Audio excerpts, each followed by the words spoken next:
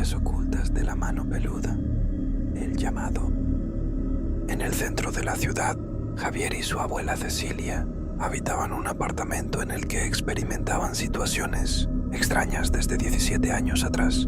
El principio de esta serie de fenómenos lo marcaron primero unas sombras que iban de un cuarto a otro y en ocasiones atravesaban la pared ante la mirada atónita de los moradores de la casa, que de alguna forma se fueron acostumbrando a esa clase de vida. En los últimos años, estos pequeños fenómenos sobrenaturales se hicieron más frecuentes a raíz de que la abuela encontró un muñeco de trapo con la cara fabricada en vinilo. Era bonito y singular.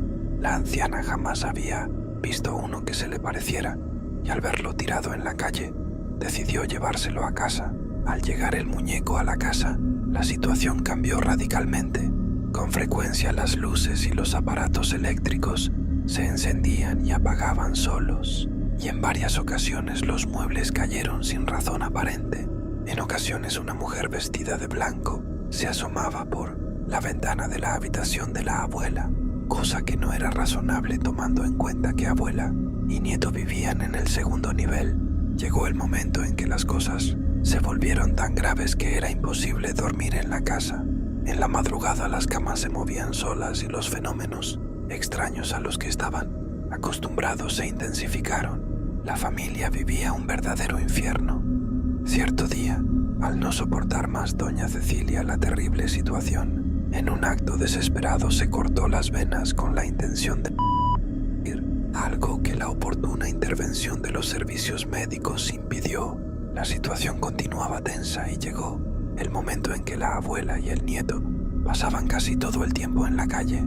Solo entraban a la casa cuando estaban muy cansados y en contadas ocasiones lograban conciliar el sueño y descansar sin ser molestados. Así, la salud y el ánimo de estas personas cada día se veían más debilitados y en consecuencia su situación económica era cada vez más precaria. Sin explicación alguna despidieron a Javier de su empleo. Transcurrieron semanas y no lograba encontrar trabajo, lo que obligó a doña Cecilia a vender gelatinas y tamales en la calle. Una noche en que se disponían a dormir, escucharon un estruendo terrible que venía de la sala. Alarmados, se levantaron y encontraron que uno de los muebles, el que tenía infinidad de objetos decorativos, se había ido al suelo y casi todo se había roto. El miedo se apoderó de ellos cuando la sala se comenzó a poner fría y apareció un fuerte olor a podrido. Nunca había ocurrido algo tan grave en la casa, y esto tenía a la familia desconcertada y espantada. Javier levantó el mueble para recuperar algunos objetos que no se hubieran roto y se dio cuenta de que el muñeco estaba debajo, pero le había cambiado la cara. Mostraba un rostro malvado, el ceño fruncido, los ojos crecidos y una mirada agresiva, y desde luego una sonrisa sarcástica. La abuela, al darse cuenta, no soportó la impresión y se desmayó. Entonces el joven, creyendo que el culpable de todo era el maldito muñeco, lo arrojó por la ventana. Increíblemente, al ser lanzado, el muñeco emitió un alarido horrible que llegó a los oídos de los vigilantes del fraccionamiento, quienes acudieron a ver qué sucedía. El nieto les pidió ayuda, ya que su abuela había perdido el sentido. Le aplicaron alcohol y finalmente la mujer despertó. Una vez restablecida su abuela, el joven relató a los vigilantes lo ocurrido. Ellos cruzaron miradas y sonrieron, lo cual significaba que no le creían. Le preguntaron al joven si se encontraba bien, si había ingerido alguna bebida o drogas que lo trastornaran. La respuesta enérgica del nieto fue: «No, señores, ni tomo ni soy un drogadicto.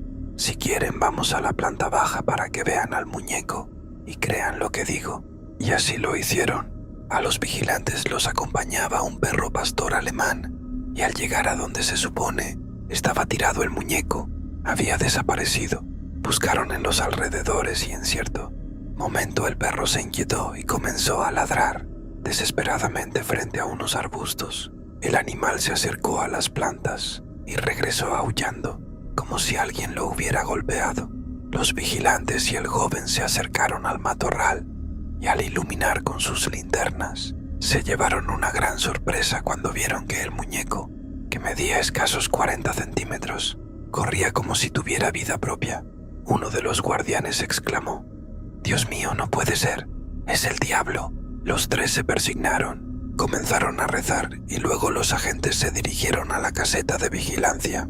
El joven recordó que su abuela se había quedado sola y regresó rápidamente a la casa. Al llegar encontró que todo estaba en desorden. La ropa, los platos, los libros, todo estaba disperso en el piso y doña Cecilia se hallaba nuevamente inconsciente. Javier trató de reanimarla y se dio cuenta de que ella tenía en la mano un frasco de pastillas y había ingerido todas. De inmediato llamó a una ambulancia y afortunadamente doña Cecilia una vez más se salvó de... Después de una semana la dieron de alta y regresó a casa. Partir de su retorno, con el fin de que las energías no la espantaran más, la señora andaba por el departamento, llevando en las manos un crucifijo y unos rosarios benditos. Javier me llamó al programa muy angustiado, y mientras narraba lo acontecido, una enorme sombra se hizo presente en su casa. Me pidió que los auxiliara y solicité al auditorio que realizara oraciones por el joven y su abuela. Hice sonar una campana que los monjes del Tíbet utilizan para purificar el ambiente y más tarde la misteriosa sombra desapareció. Les recomendé que hicieran oración y acordamos que los visitaríamos y realizaríamos una investigación. 2 días después, el maestro Eric Soham, Ruth, una extraordinaria vidente, mi productor Ignacio Muñoz y yo arribamos a la casa. El lugar presentaba un ambiente muy pesado, y cuando en la sala nos disponíamos a iniciar la plática con Javier y su abuela, apareció una sombra de aproximadamente 2 metros de altura que, ante el asombro de todos, se detuvo frente a nosotros y luego se dirigió a las habitaciones. La seguimos y vimos que había entrado a la recámara de doña Cecilia. Entramos tras ella y nos atrapó un impresionante frío que provocó que por nuestras bocas saliera vapor. Ruth se dio cuenta de que en ese lugar había muchos seres de oscuridad. Salimos del cuarto y el maestro Soham puso un pequeño altar, sacó una cruz de San Benito de Nurcia, encendió unas velas y comenzamos a orar. Al volver a la habitación de la abuela, Ruth se mostró sorprendida porque, dijo, visualizaba la llegada de cientos de seres de oscuridad. Además del frío, se hizo presente el clásico olor fétido. Comenzamos a orar y Javier se asomó al cuarto a ver qué ocurría. De pronto pareció que iba a desvanecerse y lo auxiliamos mi productor y yo. El maestro entonces le ordenó que no entrara, pues era una persona muy susceptible y alguno de los seres podría penetrar en él. Lo llevamos a la sala donde se encontraba doña Cecilia, quien por cierto se encontraba llorando a causa del terror que sentía en esos momentos. Javier nos dijo que una gran sombra lo había abrazado y de pronto perdió las fuerzas y empezó a perder el conocimiento. Ignacio se quedó con él y con la abuela.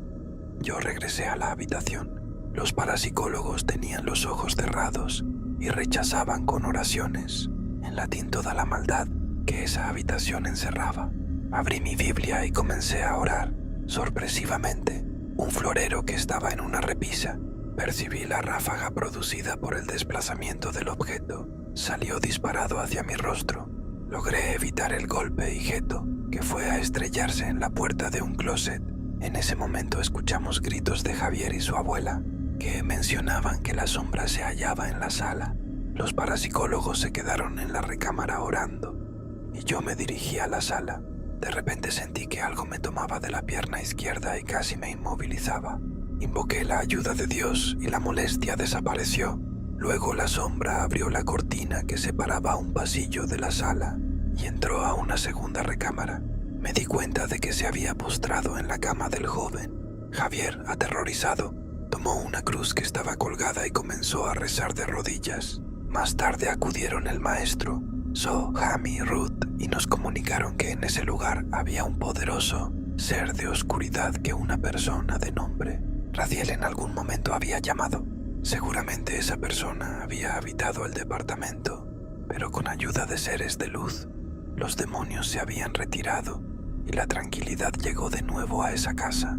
Hoy Javier y doña Cecilia viven en paz. Aunque llegan a escucharse ruidos extraños, estos acabarán por desaparecer gracias a las oraciones y a un cambio de actitud. Los vigilantes renunciaron a su empleo al día siguiente de que vieron al muñeco correr por el jardín, y nosotros sabemos que otras situaciones sobrenaturales nos esperan.